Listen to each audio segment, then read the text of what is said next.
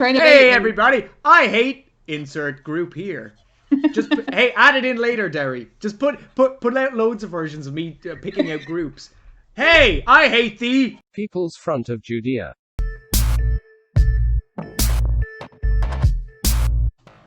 So, all of the back of the door and your one are dressed in sepia, and she opens the door, and then it's actually, so then you kind of zoom past Dorothy and then see everything, and then this is a second Dorothy. This is actually Judy Garland. It's cool how they did that. So again, to make the effect of it being like a split. Yeah. I think this was when they were just starting to introduce color a lot of the time into film. Yeah, Technicolor, yeah. This is like, everything looks amazing in it. But this is better than any color. Like, you even see on the beams of the house, it's that whatever color you're talking about. I'm just going to say orange or brown. It looks like that kind of like still color. So it looks like they separated the two timelines, like, you know, or the two worlds, whatever, the two places. Yeah. Like, but you look at the colors, they're so. I think this movie was a great, like, what, you know, the new Alice in Wonderland was trying to do with the colors and the kind of like outlandish, like fucking. But this movie did it perfectly. It's so hard to get that digitally correct. Whereas if you do that in person and paint everything like that, it's much easier to see whether it's going to work on film or not. Like this movie, like Jamie, you look at, I think CGI, because Alice in Wonderland, Tim Burton's, right? We all know Tim Burton's. I think he's a genius. I think he's great. But the problem is CGI, in my opinion, fucking ruins movies, because movies are not movies anymore. Like, you look at, again, the Avengers, all super, like, they're great. Like, it's great for certain aspects. But when you make a whole movie, as in Alice in Wonderland, with the green screen, and when it annoys me, people turn around and say, "Oh, but it was amazing. You couldn't barely know." No, you fucking know it's a green screen. You know. Oh. But like, even at the time when it comes out, it might be good, like, for that 1 year until technology moves on again, and already it's aged. Whereas with practical effects and with actual painting, you can't age that. This is why when J.J. Abrams went back and did more practical effects in The Force Awakens. That's why I was so excited, because when he did The Force Awakens, and his main thing, because he was an original Star Wars fan, he's a massive Star Wars fan. He was like, we need more practical effects, because obviously he had been to the prequels and seen the CGI. And he did a lot of practical effects, which that's why, regardless whether the movie is an amazing movie, I loved it, because there was a lot of practical effects, and it brought me back to when I watched A New Hope. And it brought me back to movies like this when there is a lot of practical effects, and there's a lot of, well, this movie is pretty much all practical effects. Well, it is. Like, it's 100%. They had no computers. Like, no, it would have been impossible. There's some, like the special scene effects where it's actually going in, there's double negatives and stuff like that. So there is splicing and editing of the actual 35mm film, but there's no actual. Obviously, there's no CGI. So I have a question. Does that make people not as talented nowadays then? If you look at people like this, right? Okay, that's what I'm saying. Like, I'm not trying to diss anybody or like they're fucking whoever. It's a different skill set. Yeah, but if you look at it like this, right, back then, and this was obviously people at the highest level of their skill set, what they were doing, right? And if people try to do this now, if you said to like production designers and like set designers and set painters and all this, like, you said to them, right, you can't use special effects, you can't use this and that, would it be as good? It depends on their background, because I mean, if they came from like a theatre background or something like that, they would have the ability to do practical effects. And if there's someone like the Henson Company, obviously they're going to be all puppeteers and robotics and animatronics and stuff, so obviously that's fine. But you're not going to ask someone who has studied and built a career in like CGI and computer graphics to suddenly turn around and do practical effects. It's a different skill set. So the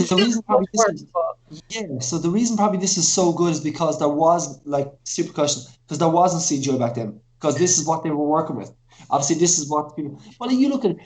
Then again, you can look at the opposite end of the spectrum, and you look at things like Avatar, like. For what it is, it's fucking outstanding. It's amazing. It's, you know, movie changing, whatever it was. Like, but you look at things like Titanic with a lot of practical effects. But I'm saying Avatar for its time, and when it came out, there was nothing like that. You know what I mean? Same as this one. My problem is people get lazy. Directors get lazy. CGI people get lazy. Everything, like, you're asking someone that deals in CGI to not only be an architect, but to be a biologist, to be a physicist. Like, they need to know the weights of things. Like, I've seen Transformers films where the things look like they're made of paper because they don't look realistic enough to be in the real world. Buildings and things like that don't exist like that in CGI. Yeah. They can do anything. If you look at Transformers, right? You look at Transformers. Sorry to go off the whole Wizard of Oz subject, but you look at Transformers. You look at fucking Marvel again. Like, whenever movies, like the new Avengers, because that was the pinnacle of like the Marvel. What's real in the movie? Like out of all the movies, I know the actors are real, but like you look at it, like I watched Tom Vaughan Lawler playing. But like, there's nothing real in it. Like, there's a few sets, but only sets are half built. Like, you look at when I seen an episode behind the scenes of the Avengers, and like as we've said this before, like Robert Downey Jr. was going around wearing a fucking tracksuit. Yeah. You know, like with a ball here. Like, to me, knowing this ruins the movie. And when I look at every single character in this Wizard of Oz was wearing a handmade costume, was perfectly painted up, was regardless whether they were a Munchkin or were like Julie Garland's. Julie Garland was it 68 pairs of ruby shoes, but they're all hand-placed gems for that. Mm-hmm. Every costume was like a fucking costume. It was when, to me, this is old Hollywood, and this is when people work their fucking ass off. Like you said, Jamie, people, I think, and it's very easy for me to sit here on a podcast and say, oh, they get lazy. Yeah, I do think it's unfair to say that people don't work their arses off for movies now, because like I said, it's just a different skill set. You still have to train as much and put in as much work. It's just a different skill set. Yeah. It creates an atmosphere of streamlined creativity production. It's like, we don't need a set producer. We don't need costume design, really. We don't need props. We don't need all of this. Look, we streamlined it. Oh, it's just all this one company does it all for us now. It's like, yeah, but you've just basically ruined the flair. You've ruined the longevity of your movie. You've ruined jobs. You've basically removed people's jobs as well. Like a crew of people is now just like a handful, probably. But yeah, let's move. The last thing I'll say is, one of the last remaining jobs that I've seen, and one of the that they don't do it anymore, is animation. Darren agreed with this. Like, there's the last animated movie I saw properly animated Disney was Princess and the Frog. And that got really bad reviews. Nobody went to fucking see the thing. It was. Do you know what? I watched it again recently. It's just not a great movie. It's not a great script. But that's, you know what the problem is? You know what they focused on? Oh, look, it's a black princess. It's like, you know what you should have done? Do that all day long. But don't make that your main fucking reason for making the movie. Don't do that. Don't do it. No matter what was going to happen with that movie, it was going to be like that because there had never been a black princess. Dude, so, you know what they're doing now with Soul, I've only seen some of the I haven't even seen an ad for it. I don't even know what it's about. I know it's about jazz, or soul music or something like that. I've only seen literally one picture of it, and I think it's about like a ghost and a jazz player, maybe. It's about infection. Dude, find your mute button. Jamie Foxx passed away, and he's not his time yet. He finally gets his shot. He's a teacher. He's a music teacher, but he wants to become a jazz player. And he basically goes up he's on his way. He falls down a shower, basically, or what's called a manhole. And he goes up. Yeah, he's a manhole. Yeah. Oh, sorry, a people hole, Darren. People hole. He's up to heaven, and he basically doesn't want to fucking go to where he's going. So he finds his way back to Earth, but on the way down, he basically has to bring a soul down him. He giving people the spark, but him and the spark lands in his old body, and his spark lands in the person's cat. So he's the cat. It's an okay movie, but it's not great. What I'm trying to say is that I don't know anything about it, but I hope they don't do the same thing as they did with the Frog Princess. You know, this Just focus on the story. And that's what they did in this. All of these little people, when they do the dance and everything, that would have been just one person, like they did in what's it, Charlie and the Chocolate, or fucking Willy Wonka and the Chocolate, or no, Charlie and the Chocolate Factory. Ridiculous. Glinda, this is a special effect actually. This, when Glinda comes in in the bubble. I don't know how they did that. I guess it's some sort of magic. It's probably a double negative as well. Yeah. Like it's a positive? Like, no, like they filmed, well, yeah. They filmed a bubble. Okay. And then filmed that, and then put the two negatives together. I like it. I do like There's it. a lot of that. That's probably the most level of effects that are involved in this movie. Or maybe she was actually in a bubble. She was in a bubble. Just gonna say. Just put it out there, guys. Conspiracy confirmed. Glinda was in a bubble all along. So Glinda comes down and she's like, "Hey, see those shoes? Take them. Take those shoes." And Darren's like, "I don't know. Who owns them?" And she's like, "I don't. Shut up! I'm a woman that appeared in a bubble. Take the shoes. Trust me. Trust me. I have a wand." So we get the cool the cool shot. Now I've always, again, when you're younger, maybe you're more impressionable, but an image, the slanted house on top of the person, like the fact that a person could probably make a house like arch up like that is impossible because they would just be smushed. But again, it's a fantastical world, and I again, that image is a kind of a big nostalgia, I don't know, what do you call it? Horcrux. Nostalgistic. The word I'm using. Horcrux in my mind. So we get introduction to the lovely ruby slippers that were meant to be silver, and they did shots with silver ones. In the book, they were actually silver. And isn't it weird? Because then the glass slippers were like a pair of fur slippers. Yeah. Yeah. Why did they change it? Is there a reason for them changing it? It just look better. Okay. So they want them to be okay. They were like, okay, fuck the book. I love the way at the very start they were like, "Oh, we just want to honor the memory of the book," and I love that. Like, not even 20 minutes in, fuck the book. Ruby slippers. So we get a shot of the ruby slippers. Because they became like an iconic part of like the culture now, like ruby slippers, even though they weren't supposed to be fucking ruby slippers. Jesus. I know. Just like Disney, they changed to the glass slippers, right? They did that with all of those kind of films. Changing stuff I don't like. Bastards. So everybody. Oh no, wait. This is what's the is this? It is. This is But maybe that doesn't sound, because I'm a little bit tone deaf as well. So maybe to everybody else listening to this, it just sounds. Which song is it? No, you got it. You got it. Rabbit. I think I'm a little bit higher. So they're all delighted that she committed homicide and theft of a dead body. Congratulations, you murdered her. She was the wicked. She was a bitch. Sorry, did I say wicked or bitch? Sorry. She's a bitch of the West. So everybody has a lovely sing and a dance, and Dorothy's like, "Okay, this makes me feel better about murder. I'm okay." Everybody's chimming along. They got horses. They got little ponies out. They got a carriage. They got men with funny little mustaches.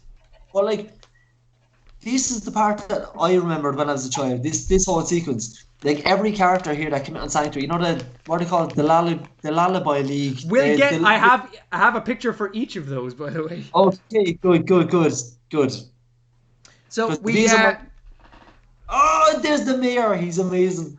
It's a mix of really young people and really old midgets. And it's really off-putting sometimes because some of the really old women are dressed up as girls and some of the girls are dressed up like fully grown women. And I'm like, my brain! What's happening? For me, it was like the inconsistency across their faces. Yes. Like you could tell obviously the little people have a different form I to their think face, and then there's they children. just thought to get away with the costumes. I think they just thought like, okay, we'll just put big bright costumes and no one will know. Yeah, maybe with the quality of screen, then you mightn't have been able to see that difference. Maybe.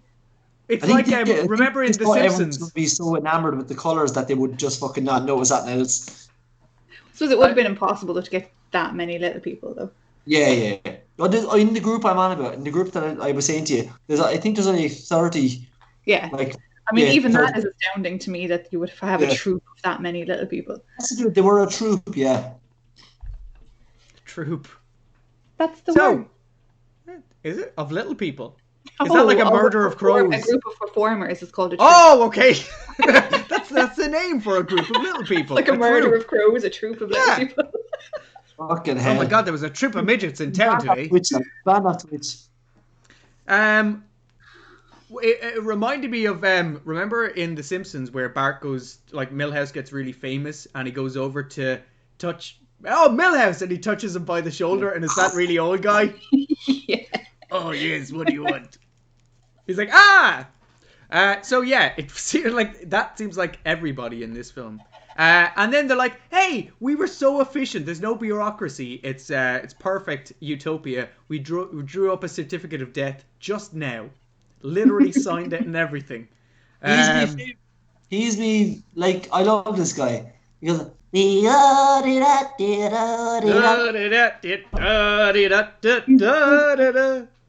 the most Irish guy you can. He murdered her discreetly.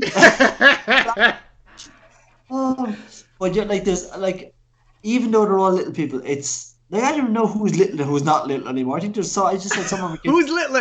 Just blew my mind. You know, actually, they got real full-size people, but then put them in pits. So like, there's like full-size people mixed in trenches with young kids and old midgets, and you're like, okay, who's actually the same size here? I'm so confused. Am I the tall one now? Yeah, all I could think about during this whole sequence is when, like, I was told that they used to come on. They used to, like, stay on the set all night drinking, like, parties, like the dwarves. The Lollipop Guild. They get angry. Like, when they start rolling, they'd be all hungover and pissed off, getting sick of in the corner, like. And like they'd all be like arguing, and giving out to Jugarn a feeling or stuff. Like me, Seth and Darren were saying this. They were just like let's be honest, they were just assholes. They were getting very little handsy. A little handsy. A little handsy. That poor girl, like, it's no wonder she was so fucked up, like. All of these people are well dead. I think we can make fun. It's like making fun of Genghis Khan. Like, what is he going to do? Well, he does have all those descendants. Sorry, Genghis Khan. Or Genghis. Is it Jenga? Jenga Khan? So where are we in the movie? Where are we in the movie? We're in the certificate of death part. They murdered her most discreetly. And then they made sure that she was dead completely. It's like, God, these people have no problem with murder. And then coming up with really good songs afterwards about how they murder people. So we got the what's the women first? What are they? The Lullaby League. The Lullaby League, yeah. Lullaby League, right? Lullaby League, yeah. We're Lullaby League, the Lullaby League. I think they all have like a stutter or a stammer because they all do this like thing at the end of a sentence.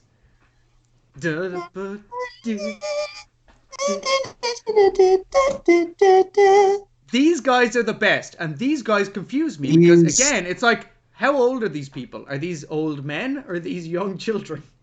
These are my homies. These guys. These are just like the best guys.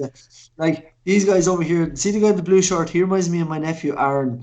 And like he always did. Like, I swear to God, forever. Like since this is one of my earliest memories watching this movie. My dad used to be like the lolly. We represent the lollipop girl, the lollipop girl, the lollipop girl. Just before their scene come on, you can see these guys over the side stage smoking a cigar and drinking some rum or something, or fucking whiskey. I got to be on Charlie in the Chocolate Factory in 20 minutes. Yeah, but like, I'm one of the lumpers. I don't know why this stuck in my mind, like since I first watched it, but like, they were just fucking brilliant. They And have the other such two weird guys, faces, though. I think yeah, it's just because like they look so weird, and there's like wait, their hair starts it's like back here. It's like Popeye. It's weird. the fucking. They So were wigs, those obviously, like, but you can see those when they're talking to it, you can see where the wig starts. Like you see, it's like a head mask thing. imagine being stuck in that. I want one of those shirts though, and a pair of those pants. I could I definitely think I'd see you look. in that first one, the checkered. Next Yes, Halloween, exactly. we're dressed up. We're dressed up as the Lollipop Guild. Yes. So she's Get Jordan into just the other guy. The three of us. Dorothy is delighted. She's like, lads, thanks for the lollipops. Thanks for the flowers.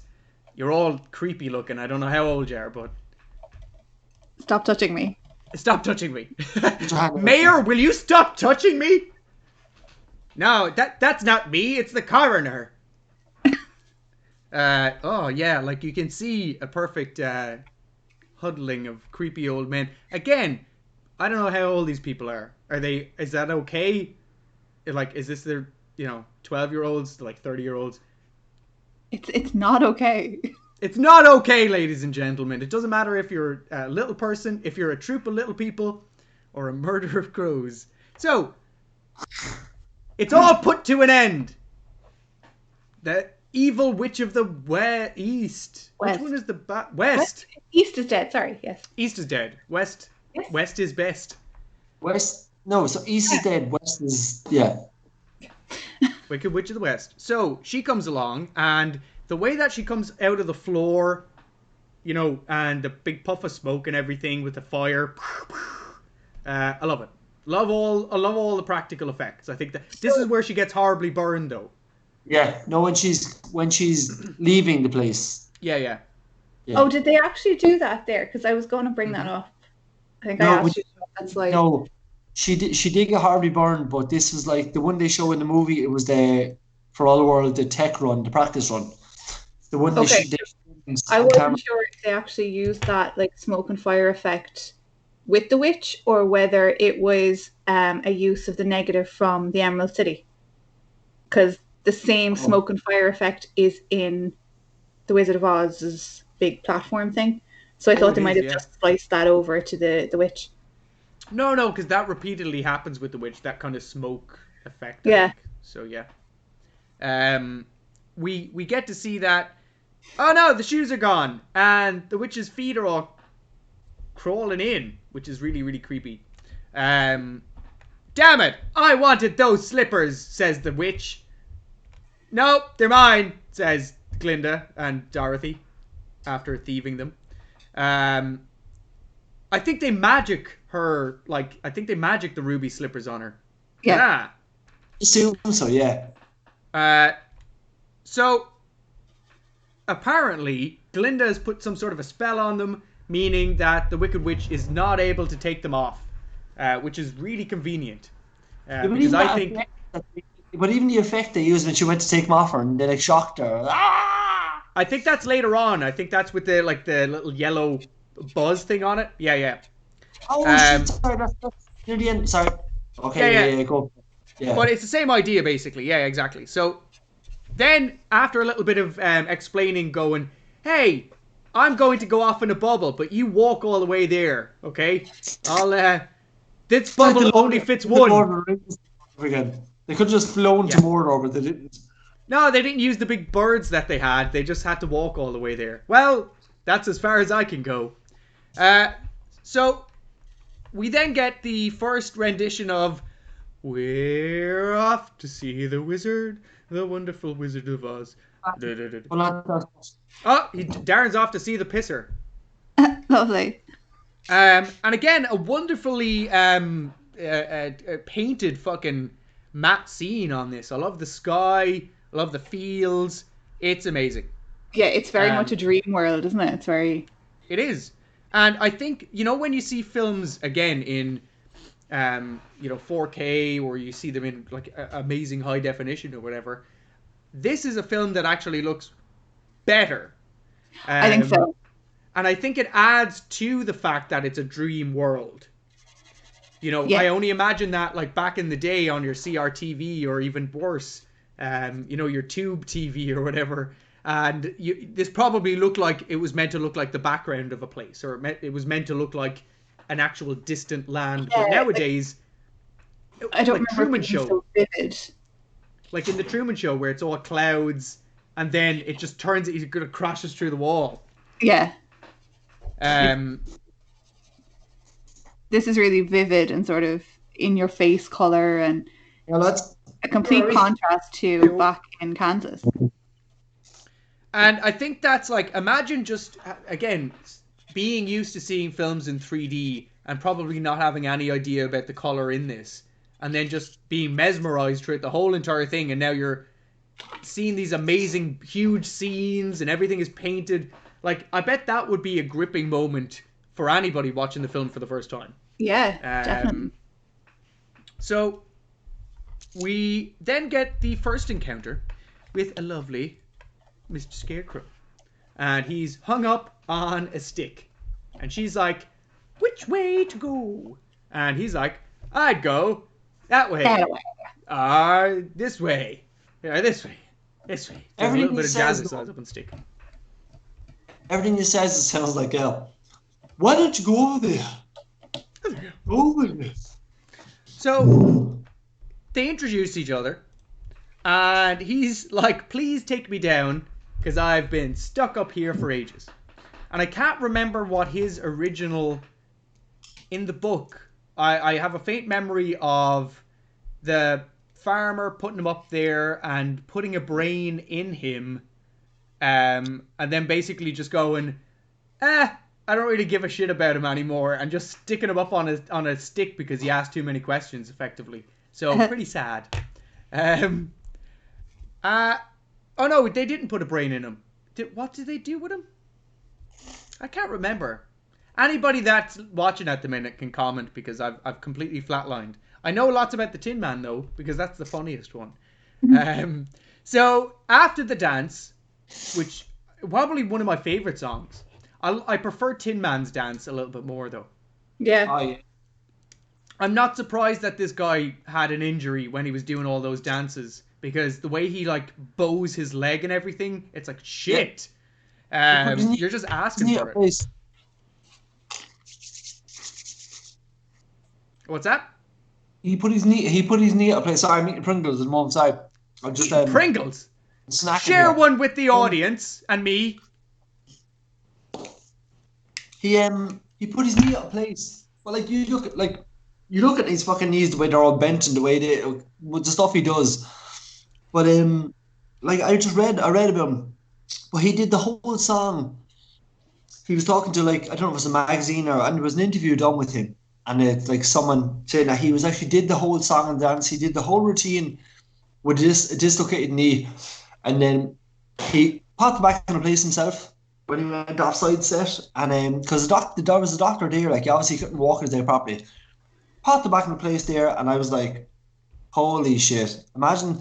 Now, the only equivalent you have that these days is Tom Cruise breaking his leg and just continuing fucking filming. But like, or Leonardo DiCaprio. We had this discussion about all the actors this is like a injured deja themselves vu in modern movies. Stop the line. We all have like a little bit of modern actors so much, it's kind of ridiculous. Stop it now. Just stop the noise. what we rag on them. Yeah. No. Yeah, fuck them. I don't give a shit. They're millionaires, and I can say whatever I like about them, bastards. That's what I'm really jealous. Okay, that's the only reason I'm on this podcast, just to feel better about myself, and to entertain, of course. So we get the Scarecrow going. One of my favorite lines in all of movie history, and I think obviously it's taken from the book, but she goes, "Yeah, like, how can you talk if you don't have a brain?" And then he turns around and he goes, "Well, a lot of people do a lot of talking and they don't have brains, or like people with no brains at all do an awful lot of talking." And I like that. It's very true. I think this is where the introduction in the book starts getting a little bit political. So I'm going to just get this out of the way. Jamie's political corner. Come, join me in the horrible, horrible corner of politics. So at the time, I believe And maybe this is just something I heard. I can't remember. I don't like checking these things up, by the way, because I find being surprised by someone shouting me down saying, "You're wrong!" is just too good. But I've heard, as a little bit of a backstory, that Dorothy's trip towards Emerald City is like her going towards local government, or maybe like Washington, and picking up people of the land along the way that have problems. And then eventually trying to get to the government, and then they give you a task to do that's ridiculous and impossible that they don't think you'll be able to do, and you come back and go, I did it, and they're like, oh, actually it's just a man behind the curtain all along, and it's not actually an all and powerful god. It's like, no, it's just this man, a con artist. Okay. So, Martin. Mihal Martin. Hey, he is a con artist. I have no problem with saying that. I thought you were going to say he is a curtain. He is a curtain. Pull yourself together, Mihal. Is his curtain. You like that one? Yeah. Doctor. So we excuse me. So we get there going, okay, you can join me on my journey towards Oz. And they get a little bit hungry. They stop off for some apples. Seems pretty innocent to me until the trees fight back. Dun, dun, dun. When trees fight back. 3. Sorry. Tree. Oh. A little bit of Irish. A little bit of Irish jokes there. Whoa. So they start, well, in fairness, so I don't know whether in the movie it's implied that the witch has made a spell on the trees to make them evil, because she appears just before they come along with the trees and the apples. But in the book, I believe that they're just like living trees. I believe. I would never thought that. I would never even come up with that. I knew I seen her like hiding very, very badly in the background, but like I would never thought that she was. I don't know. Like one of the guys who had lines in he had to be woken up because he kept falling asleep in the tree. I read, he kept falling asleep. You know the guy who hits her in the hand. Yeah. But like they kept waiting, they kept shooting, and all of a sudden he'd be like asleep. But he was hung over the whole time. Like a lot of the cast were hung over in this. So a lot it was just fucking drugs and drink back then, buddy. I love the voice he does. All Hollywood was just drinking drugs and smoking cigars. Oh man. I'd love it. Well, like he was always in the tree smoking a cigar and just glug. You're taking an apple down. I love the voice he has. Hey you, you taking my apples. I can't even do it. I get a little. Would bit of you a say that voice. he barked at her? Well done. Oh no, there's no laughing track. We should get a laughing track or a badum. Ba-dum-dum. Ha ha ha ha! Clap. I like that one. I like that. You're branching out, Derry. Oh! Okay, leave it be. Leave it be. Okay, I'm thinking of other tree jokes. Someone talk about something else quickly. I'm not going to go there. Go back to comment now. Comment your best tree jokes below. Get those tree jokes in, people. We want them.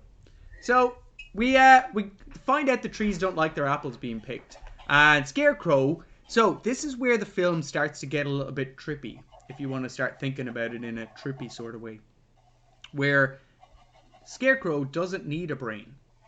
The Tin Man doesn't need a heart. The lion kind of needs courage. He actually is the biggest pussy ever, but he's the only one. But the Scarecrow, he is a pussy cat. So the Scarecrow, in this instance, comes up with a great idea and says, hey, let's make them just really angry and they'll throw their apples at us. Which is fantastic. Don't want those apples, Dorothy. Unless you want little green worms. Big worms. And they're like, hey, we don't have any worms in our apples. Starts throwing the apples at him. We're fucking apples. How do you like them apples? How do you like them apples? Are you just going to chime in with lots of puns and little sayings, Darren? I always thought that phrase came from this movie until I watched it again and went, oh, I thought they genuinely said in this movie, how do you like them apples? Mandela effect. Is that from Good Will Hunting? I mean, I know they say it in that, but I thought it was like that's an American standard phrase that they use, but I thought it came from this. Apples. I thought that was like a really old saying. Yeah, so did I, but that's what I mean. I thought it came from this movie. I'm pretty sure I listened to a podcast one time that explained the apple thing, and now I've completely forgotten about it. But anyway, the Tin apples. So I'm so glad that he started throwing the tree started showing those apples, because they would have never found the 6 foot tall Tin Man literally 2 feet away from them. They would have went, oh, there he is. So Dorothy discovers. I love this as well. It's that Judy Garland face of like, it's a foot. It's a leg. You don't just see the foot and just go, what? What the She fuck? just works her way up, and it's like, okay. What is this? And this is where the porn version starts to get spicy. So I love, again, okay, there's so many bits in this, and again, maybe it's because I watched it as a child, where he goes, oil can. It's like, I think he's saying oil can. But it's just, he's not moving his mouth, and he's like, oil can. So they start giving him a bit of an oiling. Boom. You got any grease? Grease, woman. Grease my nuts. My nuts that need the grease. I just can't. Like, Family Guy have ruined this movie for me. Like, oh my god, look what happened by accident. When he's going side to side and he falls on the scarecrow. So, they love the, well, hey, let's ship them. Isn't that like a Tin Crow thing? Tin Crow. Ew. And, yeah, he loves a little bit of grease. Yeah, but even this song is brilliant as well. I love it. You know what my favorite part in the song is? Where he goes, doot, doot, and the steam comes out the top. I think it's fucking amazing. And the boy who shoots the arrows. It's like, it's so cute. I like it. But, okay, so I'll tell you. I'll be tender. I'll be... No, it was... I'll be caring. I'll be gentle and awful. Sentimental. Regarding this is the part where he's like flirting with Dorothy. Yeah. Oh, do you get that from it? Yeah. Really? Hey, Crow, you're messing my style. Sliding into her DMs, like, awful sentimental. But like, I got a vibration setting, Dorothy. I always like the physical comedy, because I always like the Scarecrow where he moves and he flips around and all that stuff. But then growing up, I was like, the Tim is actually a really good character, blah blah. But now my favorite character in the whole movie is the cowardly lion. Your man is just an absolute fucking gem of an actor.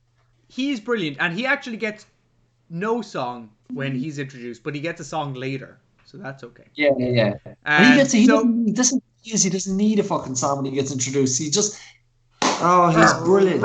Ruff.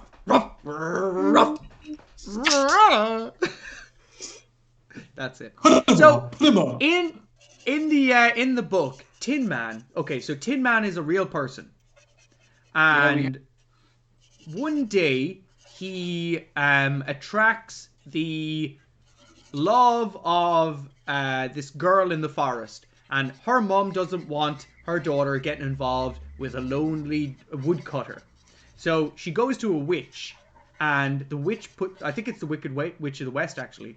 Maybe it might be to put a spell on his hatchet, so that when he swings it, he takes one of his limbs off.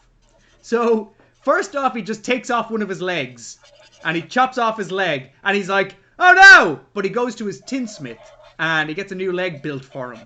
And then he's doing it again, and he just keeps on going until he chops off all of the bits of everything until he's fully made of tin.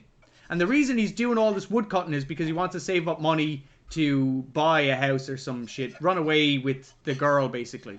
But now he's fully made of tin and has no heart.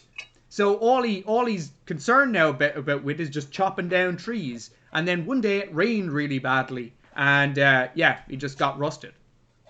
That's horrifying. Isn't it? That's actually fucking horrifying. He chopped all of his legs and hands off, but he keeps going. He keeps going. Yeah, so when people talk about Saw and how gruesome those movies, you need to just go some fucking read The Wizard of Oz. Hey, the backstory to Wizard of Oz, man. Whoa, blow your mind. So, this is the dance part. Oh, look what happened, Axel. And then I love the way he stands up and he goes, oh no, I'm okay. Oh. That always gets me. He's like, oh, it's okay. Boo. So, you find out that he doesn't have a heart. Scarecrow doesn't have a brain. Tin Man doesn't have a heart. And that's never really delved into at all. He's like, I want to feel things. But he's fine. He feels a lot in this. Like, even later on, when they go to the poppy field, he cries and that rusts him. There's this full. Let's not start poking. No, but it's because you don't need the government. That's all I'm saying. Next slide. You had it in yourself all along.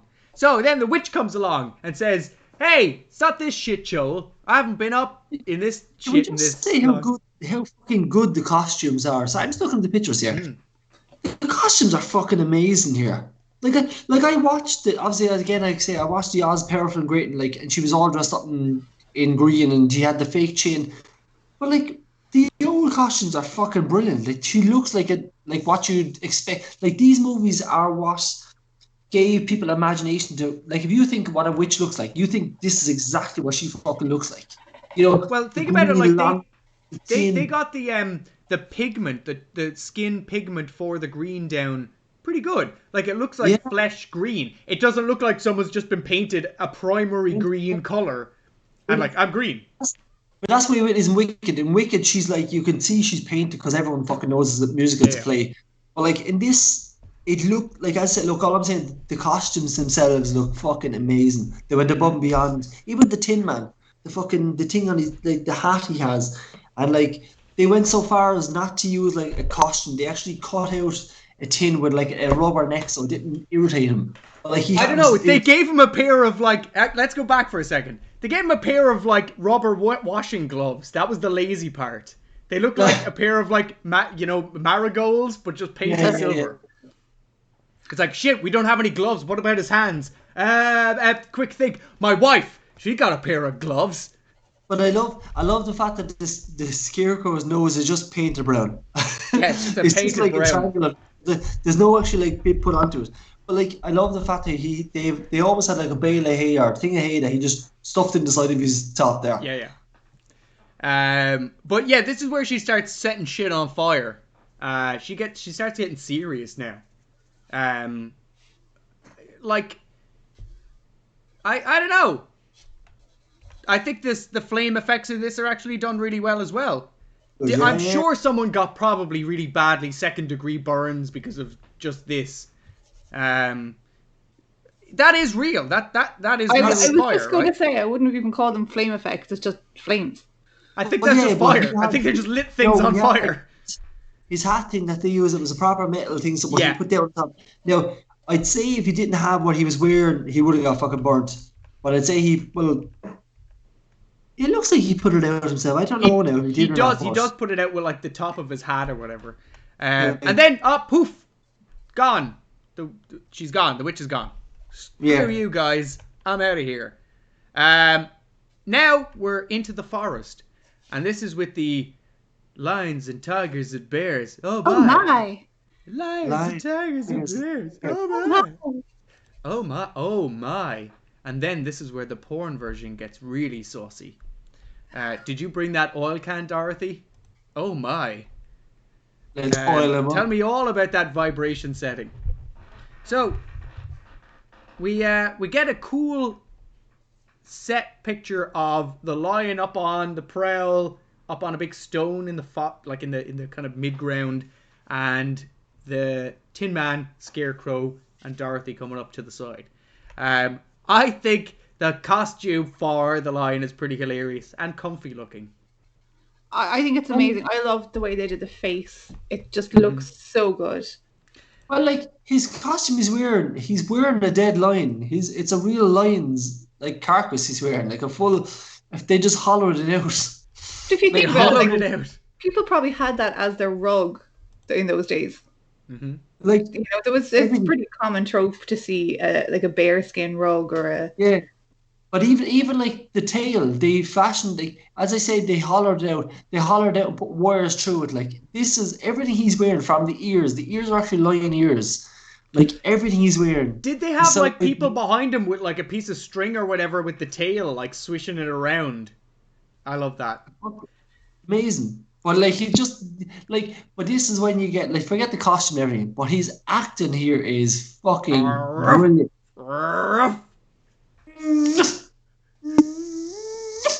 Put him on. Put him on. Put your one hand behind the back. Put him on. Get up, you rookie. He starts bullying everybody. He's just a big bully. You're just a big bully. And then it turns out that, yeah, he's just a big bully. And he has no reason to be such a bitch. He's the king of the forest. Yeah, the king of the forest. Right. But everybody's afraid of him, so he's no friends. Aww. Yeah, but this is the part. Julie Garland couldn't stop laughing because your man kept without meaning to, because he's so comedic, he kept making her laugh. Now you see, even like when because his tail obviously going up, but this part I was telling you about, where she actually couldn't stop laughing so much that they couldn't keep the scene. The director brought her to side stage and gave her slapping. He slapped her in the face and told her, "Stop laughing and get out there and do some work." So she literally went out and did the scene, brilliant. And then he felt so bad. He felt so bad after it that he actually told all the crew to punch him in the face. Every single crew. But she went up and she put him up. She gave me a kiss on the cheek and she said, "No, you did what needs to be done." I'm like, "You did what needs to be done. You gave me a slap in the face." Imagine that happened nowadays. Women, huh? They knew their place back then. Jesus. No comment. No, do comment. Comment lots. Debating. Comment hatred for Jamie. Let's fuck the algorithm with faux sexism. Stop trying to. Hey everybody, I hate insert group here. Just hey, add it in later, Derry. Just put out loads of versions of me picking out groups. Hey, I hate the People's Front of Judea. So yes, now we get the witch and her giant ball of crystal, looking and saying, "Well, that fire clearly didn't work. I should try something else next time." She doesn't. She doesn't try something else next time. You know what she tries at the end? More fire. And you know what happens to her? Dead. She gets water. I'm just saying, water beats fire. Every time. She, I think she mixes up a potion and then makes the poppies, put them to sleep effectively. Yeah. And poppies are what you get heroin from. Opium. Yeah. That's where you get your opium and your lovely opium and heroin. Lovely heroin. Look at all that lovely poppy.